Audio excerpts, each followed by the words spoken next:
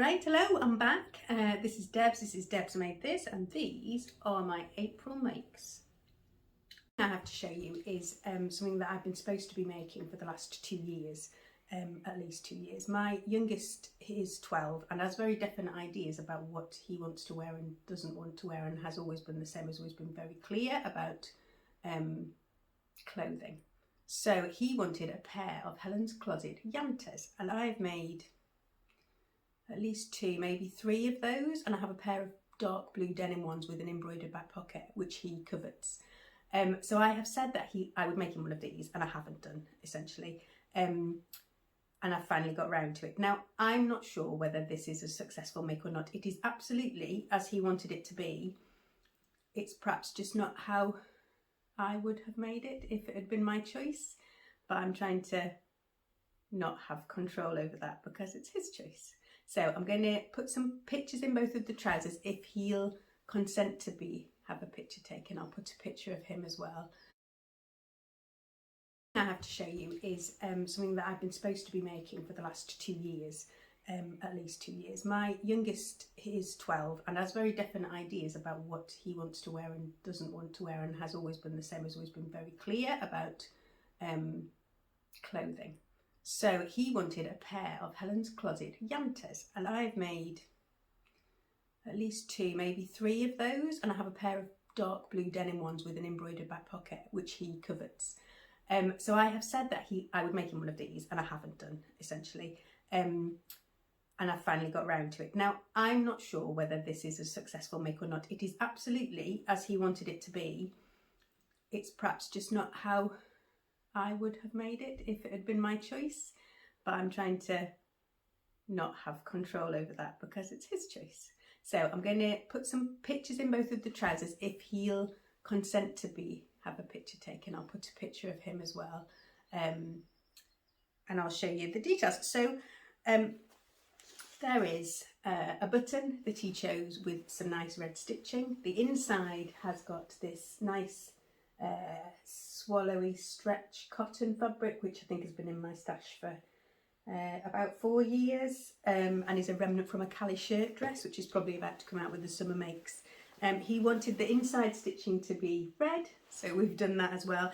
And essentially what I did was take about 1.5 inches out of the depth. I kind of pinned my pair on him to see how much depth needed to go, but essentially at 12 his hip, waist and chest measurement are all the same, so he's very straight up and down, and I think he's just about to grow again at 11.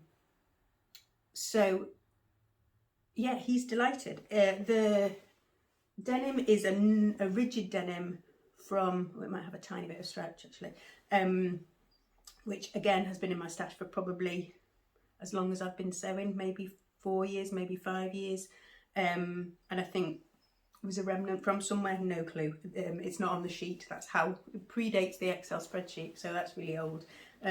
We turned up the cuff with that bit of red showing because that's what he wants to happen. I was forbidden to iron these because he wants them to be crumpled and to get more crumpled, so I haven't ironed them. I've done as I'm told, which is unusual for me. Right, on to the next thing. Here was the fibre moved Leopard blouse, which I've given away. It was too long in the body for me and I hadn't made the appropriate adjustments, but I have made a plan to do that now. You can see it's got these really interesting style lines where the sleeve inserts into the bodice in a kind of corner, and my friend looks much better in it than I did. I have a plan to make another, and I've made the adjustments to the pattern. Number 3 is a Stitch Witch Patterns Tudor blouse hack. Let me carefully getting all those words in the right order, which I made in a rifle paper company rayon, and this was a plan that I was planning to make in April, and I did. You obviously won't get the full idea of this when it's on the hanger, but I will put a picture in. This fabric is flipping gorgeous.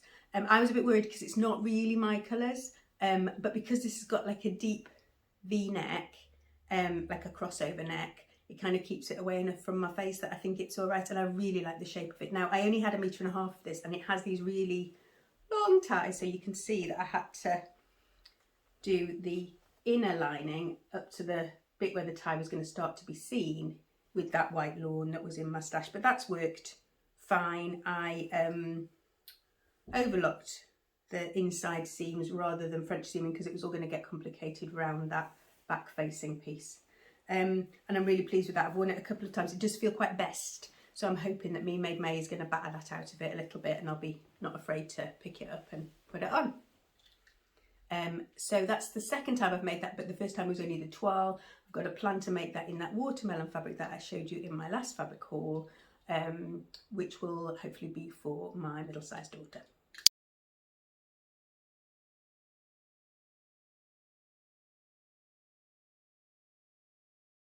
Four was the Azules Blouse. So this is an itch to stitch pattern. My first time of making it, and I made it in a cotton sateen that came from Manjit at Lucky Fashions Dewsbury.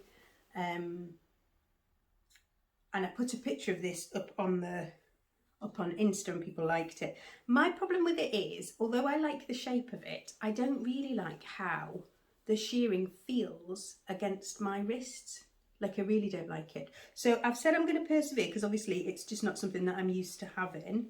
But I might end up taking out the shearing. The bit on the waist doesn't bother me quite so much, but I've obviously a sensitive soul with sensitive wrists. It's quite a poofy sleeve as well. I mean, not that I mind a poofy sleeve, but I think it all just feels very blousy. So the jury's out on that one. I love the fabric. It's beautiful fabric. I love that curved back yoke. And if you want me to do a more thorough review of that pattern, I absolutely will, because it's a beautiful pattern. I've got a bit of a plan to use some block print fabric, which Manjit's sourcing from India for me, to make a dress version of this, because I really like that kind of satin yoke. I think it looks really nice, and I have a vision of a block print version with tiers for the summer. I'm sure my darling mother, bless her soul, was swanning around in something like that in 1979, which is probably why I want to make one, but we'll see.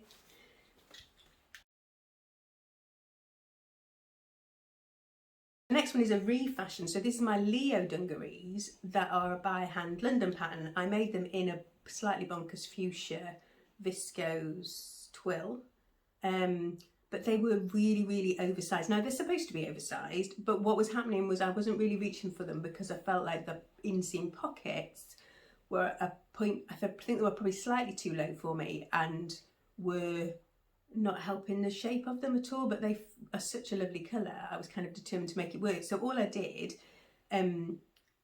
was turn them inside out, pin them at kind of 1.5 inches, 2 inches either side, and grade that into they have a bias bound edge, so I graded into that edge. 2 secs and I'll show you. They're not pretty. I didn't think about the fact that I'd be showing these up on here. So this is the inside, as I bow my head in shame.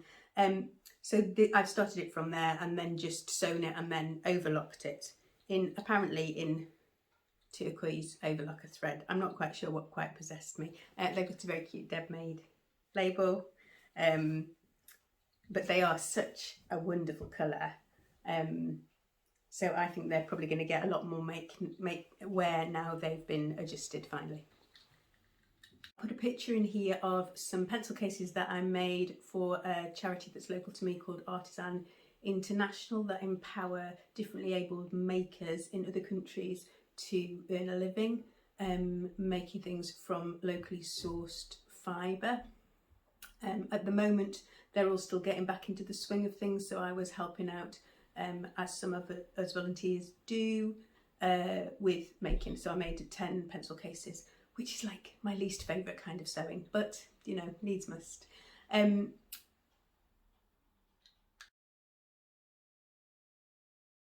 Oh, then I have what I'm wearing. So this makes 5 and 6, I suppose. So 5 are Persephone Pants, so I won't stand up because I'll get confused about where the camera is, but I'll insert a picture. So I've made these once before. I've been wearing my toile all the time. And I have a couple more fabrics in my stash, but they're not quite wide enough because these don't have a side seam. You need like a wide fabric, even if you're making the cropped version. So I made these again. The only adjustment I made this time is to take a little bit out of about 1.5 centimetres out of the front and back rise.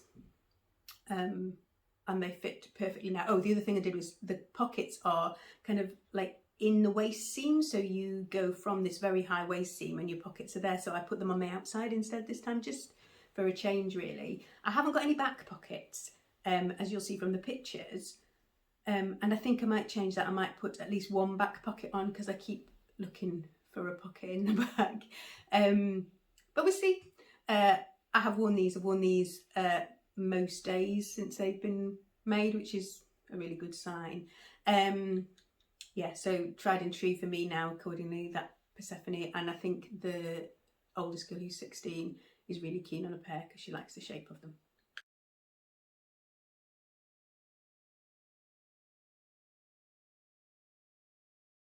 Number 6 is what I've got on the top today, which is the Rosco Blouse by True Bias.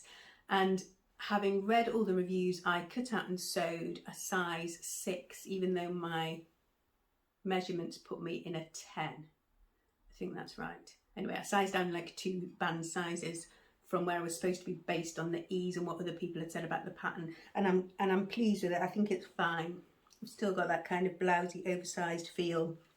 What I did do was the band size I left at my larger size because somebody had said that the bands were a bit tight, and I can see that. You can see I can pull them up above my elbow and they're comfortable above my elbow if I want to do that, but they do stay at the right place. I really like this. This was unusual for me to cut into precious fabric without having done a toile, but things have been a bit rocky round here, and so I just went for it really, and I'm really pleased with it. I think I might have run out of energy if I'd tried to do it in something less favourable and then had to make it again. It didn't take very long. I have done French seams on the raglan seams, but I didn't French seam the side seams. I just sewed and then overlocked those. I hand finished all the bands and the hem, which was kind of a nice thing to do. I think when I'm feeling a bit wobbly, hand sewing is a very calming thing. So I think this is a success. I'll report back further after I've had a couple of months of wearing it, but again, I really like this fabric and I really like the make, so I'm pleased with this.